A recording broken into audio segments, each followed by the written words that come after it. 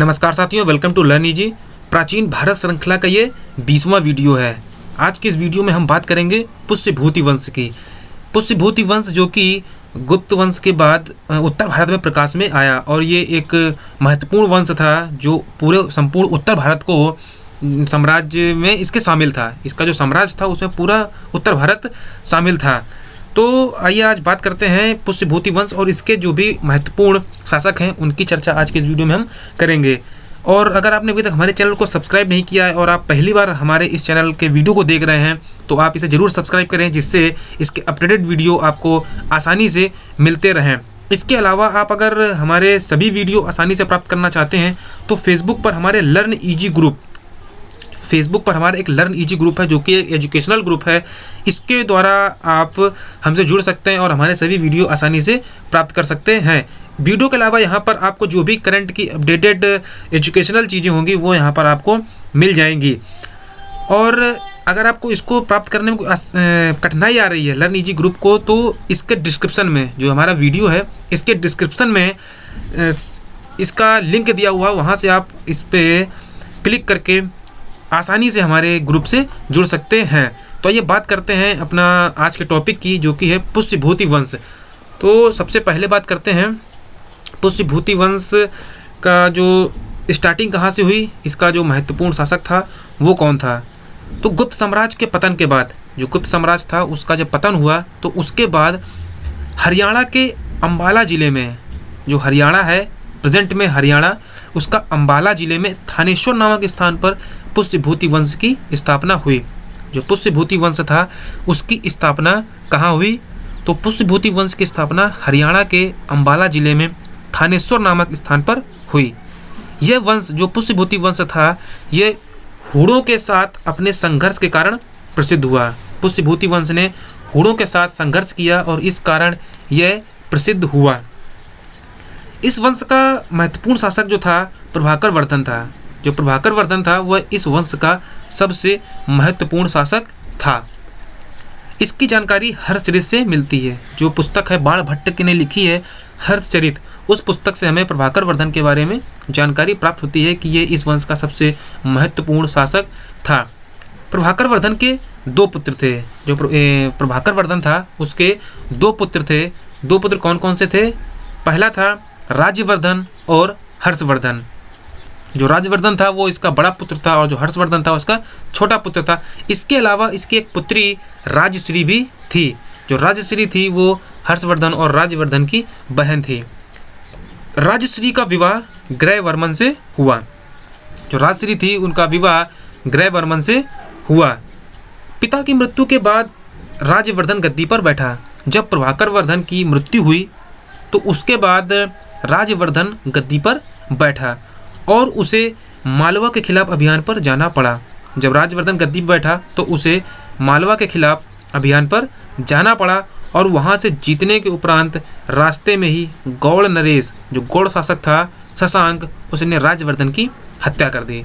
तो जो ज्येष्ठ पुत्र था प्रभाकर वर्धन का राज्यवर्धन, वो गद्दी पर बैठा और उसने मालवा के खिलाफ एक अभियान चलाया और वहाँ से उसको जीत के वापस आने में रास्ते में ही गौड़ नरेश शशांक ने राज्यवर्धन की हत्या कर दी। तो राज्यवर्धन की हत्या के बाद हर्षवर्धन 606 ईस्वी में इस पुष्यभूति वंश का शासक बना और ये गद्दी पर बैठा। तो राज्यवर्धन की मृत्यु के बाद हर्षवर्धन थानेश्वर के सिंहासन पर बैठा। हर्ष के विषय में सबसे जो महत्वपूर्ण जानकारी मिलती है वो बाणभट्ट के हर्षचरित से ही मिलती है। जो बाणभट्ट का हर्षचरित है, बाणभट्ट की पुस्तक है हर्षचरित, उसमें हर्ष के विषय में संपूर्ण जानकारी प्राप्त होती है। हर्ष ने लगभग 41 वर्ष तक शासन किया। जैसा कि यहाँ ऊपर बताया गया है कि हर्षवर्धन जो शासन था वो 606 से 647 ईस्वी तक था। इस दौरान उसने अपना साम्राज्य पंजाब, कश्मीर और नेपाल तक फैला लिया। हर्ष ने 41 वर्ष तक शासन किया और अपना जो साम्राज्य था वो पंजाब, कश्मीर और नेपाल तक फैला लिया। पूरा उत्तर भारत जो था वो हर्षवर्धन के साम्राज्य में शामिल था। हर्ष के शासनकाल में ही चीनी अत्री हेनसांग आया। जो चीनी अत्री हेनसांग था वो हर्ष के शासनकाल में आया। और ये क्वेश्चन कई बार पूछा गया है कि जो हेनसांग था वो किसके शासनकाल में भारत आया, तो हेनसांग हर्षवर्धन के शासनकाल में भारत आया। हेनसांग को नीति का पंडित, यात्रियों का राजकुमार भी कहा जाता है। ये जो उपाधियां हैं ये हेनसांग को दी गई हैं। तो कौन कौन सी उपाधि हेनसांग को दी गई हैं?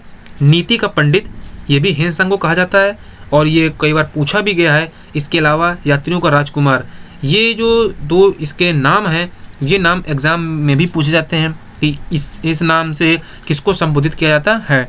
तो यात्रियों का राजकुमार और नीति का पंडित हेनसांग को कहा जाता है। हर्ष ने कन्नौज को अपनी राजधानी बनाया। जैसा कि प्रभाकर वर्धन ने थानेश्वर, जो कि उसका पुष्यभूति वंश का उद्गम स्थल था, उसको अपनी राजधानी बनाया था, लेकिन हर्ष ने कन्नौज को अपनी राजधानी बनाया।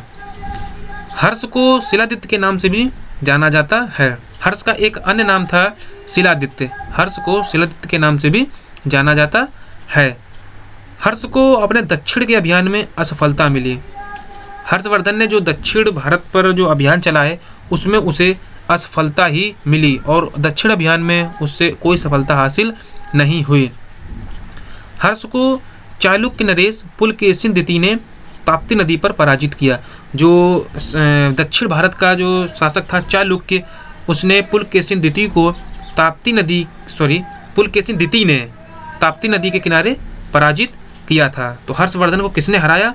हर्षवर्धन को चालुक्य नरेश पुलकेशिन द्वितीय ने ताप्ती नदी के किनारे पराजित किया था। हर्ष एक अच्छा नाटककार और कवि था। जो हर्षवर्धन था वह एक अच्छा नाटककार और कवि था। इसने नागनंद, रत्नावली और प्रियदर्शिका नामक नाटकों की रचना की। जो हर्षवर्धन था उसकी जो रचनाएं थी वो कौन कौन सी थीं? हर्षवर्धन की जो रचनाएं थीं वो नागनंद, रत्नावली और प्रियदर्शिका नाम की थीं। इसने इन नामों से नाटकों की रचना की। हर्ष बौद्ध धर्म की महायान शाखा का समर्थक था। जो हर्षवर्धन था वो बौद्ध धर्म की महायान शाखा का जो है अनुयायी था और वो बौद्ध धर्म के महायान शाखा का समर्थक भी था। बौद्ध धर्म के साथ साथ वह विष्णु और शिव का भी उपासक था। जो हर्षवर्धन था वो बौद्ध धर्म के साथ साथ विष्णु और शिव की भी पूजा करता था। हर्ष एक बहुत ही धार्मिक प्रवृत्ति का शासक था और हर्ष प्रतिदिन 500 ब्राह्मण और 1000 बौद्ध भिक्षुओं को भोजन कराता था। ये जो है उसकी दिनचर्या थी कि वह प्रतिदिन 500 ब्राह्मण और 1000 बौद्ध भिक्षुओं को भोजन कराता था। आगे बात करते हैं हर्ष के शासन प्रबंध का। जो हर्ष था उसका कैसा शासन प्रबंध था इसकी जानकारी। तो हर्ष जो था वो स्वयं प्रशासनिक व्यवस्था में रुचि रखता था। जो भी प्रशासनिक व्यवस्था थी उसमें हर्ष स्वयं हस्तक्षेप करता था और वह उसमें रुचि लेता था।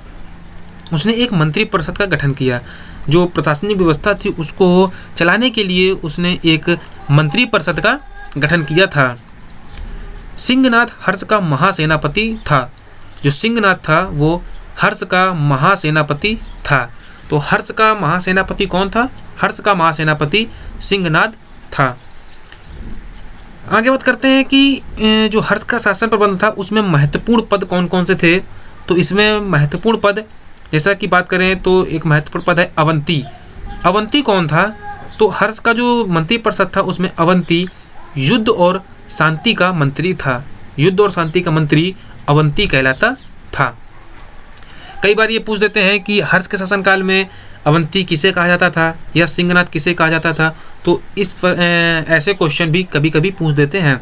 तो अवंती युद्ध और शांति का मंत्री था। सिंहनाथ हर्ष की सेना का महासेनापति था।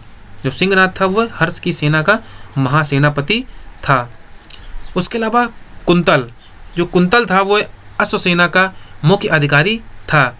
कुंतल अश्वसेना का मुख्य अधिकारी था। स्कंदगुप्त जो था वो हस्त सेना का मुख्य अधिकारी था। जो पैदल सैनिक होते थे, जिनको जो नॉर्मल सैनिक थे, उनकी सेना का मुख्य अधिकारी जो था वो स्कंदगुप्त था। अगला है सर्वगुप्त जो था वो गुप्तचर विभाग का सदस्य होता था। तो गुप्तचर विभाग का सदस्य सर्वगुप्त, हस्ती सेना का मुख्य अधिकारी स्कंदगुप्त, अश्वसेना का मुख्य अधिकारी कुंतल। हर्ष के समय में जो वेतन दिया जाता था वो नगद और जागीर के रूप में दिया जाता था। हर्ष के शासनकाल में जो वेतन दिया जाता था वो नगद और जागीर के रूप में दिया जाता था। हेनसांग का मानना है कि अधिकारियों को जो वेतन मिलता था वह भूमि के रूप में दिया जाता था। हालांकि हेनसांग का ऐसा मानना है, वैसे जो वेतन था वो नगद और जागीर के रूप में दिया जाता था, लेकिन हेनसांग का ऐसा मानना है कि जो अधिकारी थे उनको वेतन भूमि के रूप में दिया जाता था। वेतन के बदले में उनको भूमि दी जाती थी। राजस्व के स्रोत, जो हर्षवर्धन का साम्राज्य था उसमें जो राजस्व था उसके स्रोत कौन कौन से थे, तो उसके 3 प्रकार के स्रोत थे। जो कर थे, जो टैक्स था, वो 3 प्रकार के थे। अब ये किस प्रकार के करों का यहाँ पर भुगतान लिया जाता था, तो जो 3 कर थे वो थे भाग, हिरण्य और बलि। ये 3 प्रकार के कर थे। कौन कौन से? भाग, हिरण्य और बलि। ये 3 कर जो है ये वसूले जाते थे।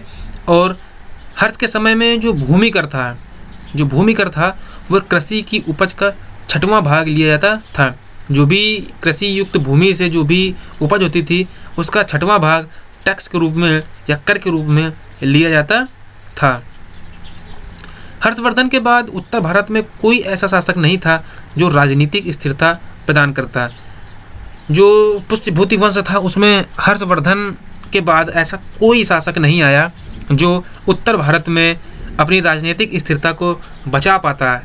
इसका मतलब ये हुआ कि हर्षवर्धन के बाद उत्तर भारत जो था वो कमज़ोर होता गया और जो दक्षिण भारत के जो शासक थे उनका प्रभुत्व बढ़ने लगा। जो दक्षिण शासक थे वो अब और मजबूत होने लगे और उन्होंने ही जो है उत्तर भारत पर कब्जा जमाना शुरू कर लिया। तो जो हर्षवर्धन था इसके बाद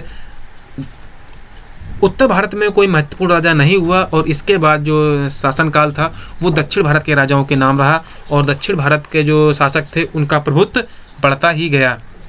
तो आज के इस वीडियो में हमने हर्षवर्धन के बारे में और पुष्यभूति वंश के बारे में जो महत्वपूर्ण चीज़ें थी उसका संकलन किया। तो अगर आपको ये वीडियो अच्छा लगे तो इसे लाइक ज़रूर कीजिएगा और अगर आपने अभी तक हमारे चैनल को सब्सक्राइब नहीं किया है तो इसे ज़रूर सब्सक्राइब करें।